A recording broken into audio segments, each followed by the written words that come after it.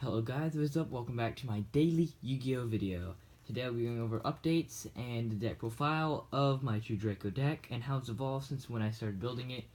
As you can go check out my first True Draco deck profile on my channel. I'm not going to link it in the description because I'm not I don't really care if I get views, but if you want to check it out to see how I evolve my deck and how I build decks, I really recommend doing so. So let's get right into the deck profile. So, first, you're only going to need 2 masterpieces if you're going to be going for this. I have a feeling it's going to get semi-limited or limited, but I would take the chance to make them semi-limited, because if they do get semi-limited, they may drop in price. So if you want to, you can only start with 1, but having 2 will make it very powerful. But you don't really need 3. 3 can also brick if you draw into 2 of them. It's pretty hard to brick with this deck, though, even like the smaller version. Now, if we move that aside, we get the full monster lineup. I'm running one of these, and one of these, and then one of these. The reason I'm running one of each, along with this one, is because I only have one Dragonic diagram. And once that diagram is gone, it's not recyclable or able to become out of the graveyard, so you're going to have to use these 3 as searches for your cards. So, if they get an out to your diagram right in the beginning, you're kind of screwed unless you have one of these 3. So, if you have more than one diagram, that's very nice for you. Use it.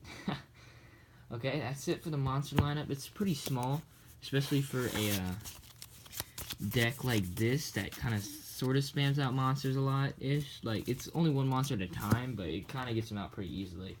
But yeah, it's really small lineup, especially for this. I'm actually going to be getting another Draco fighter, and I'm getting 2 more soon, actually. So I'll do an update whenever I get that. And I'll try to upload every single day for Yu-Gi-Oh!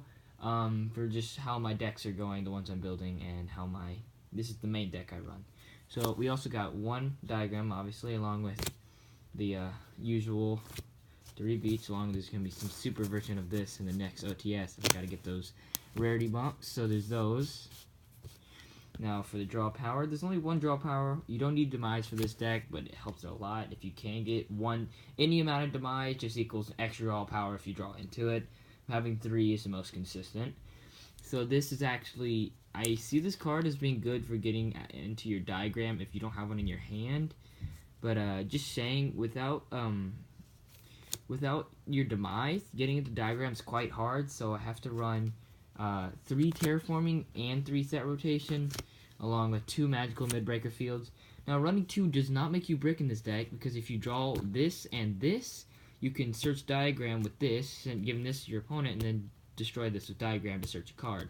So it all works out. But if you draw into both of them, which is very unlikely, but if you do, you're kind of screwed unless you have a terraforming, which you can destroy one of them, and then the other one you can destroy next turn, or something like that, maybe.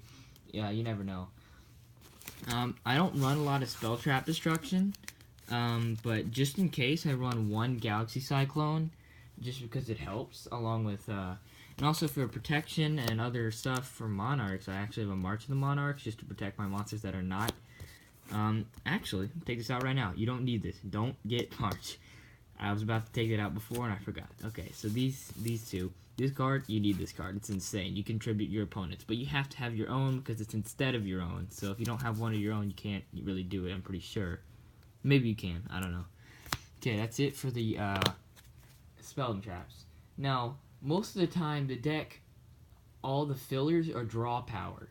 For me, since I don't have those expensive draw power cards like Demise and Desires, Pot of Desires and Card of Demise, I have to run one of certain of continuous and some non-continuous, just some reaction traps to keep your deck going.